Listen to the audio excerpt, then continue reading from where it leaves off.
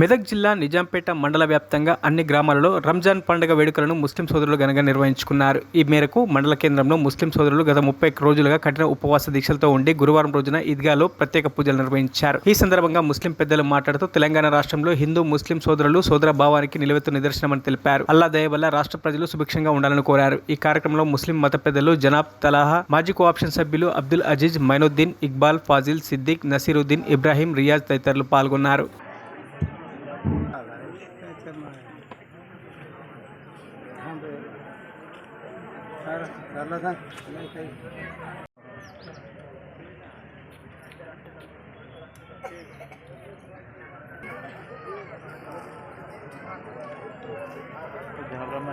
अल्लाह का करम हुआ, एहसान हुआ कि अल्लाह पाक ने हमें ईद नसीब फरमाई।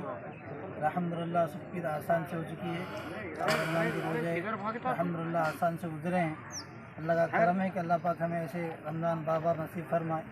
और अल्हम्दुलिल्लाह निज़ामपेट में हमारे मुकम्मल पूरे गांव के साथ यहाँ के ईद बनाए हैं और अल्लाह का एहसान है कि अल्लाह ऐसी जगह हमें पहुँचाया जो बहुत मुबारक महीना नसीब फरमाया।